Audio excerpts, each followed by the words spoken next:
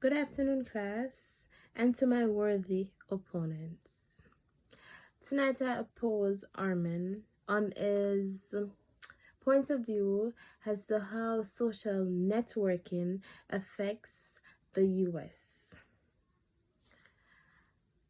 I give you your props into your research and your studies about your different views and what you would think, as you said, it has a positive impact on the US, which I totally disagree. I will go ahead and pinpoint some of the points. The example that you use about people expressing themselves online without fear, yes, that is true. And other people support it, but also it can create chaos.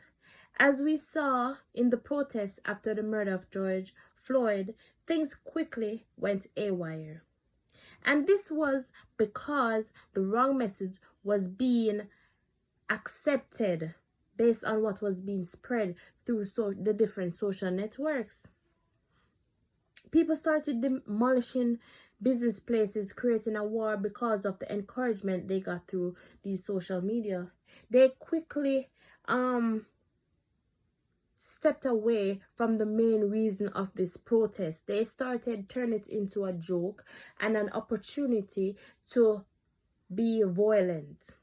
This cannot be a positive impact. That's very negative.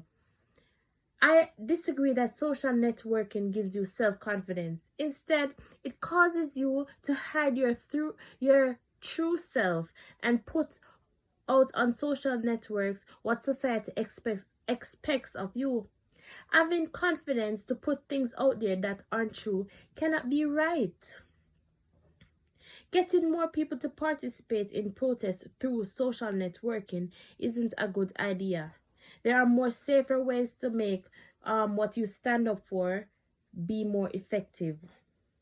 As it relates to employers searching persons' social media to find out whether they should employ them or not, it's not effective. And because I probably posted stuff when I was in high school that I would not say or put out there for the public to see.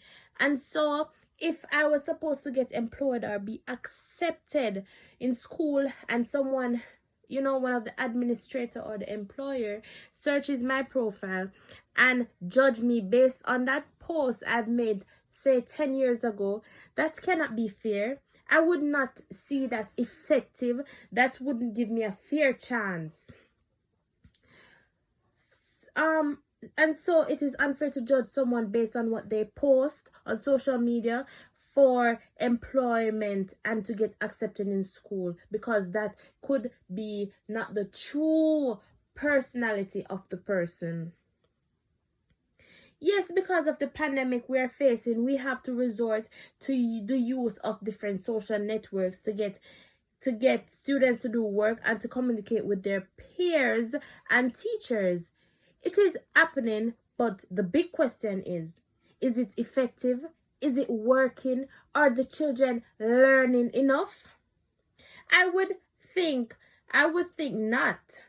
And speaking from my experience with my child, children are suffering.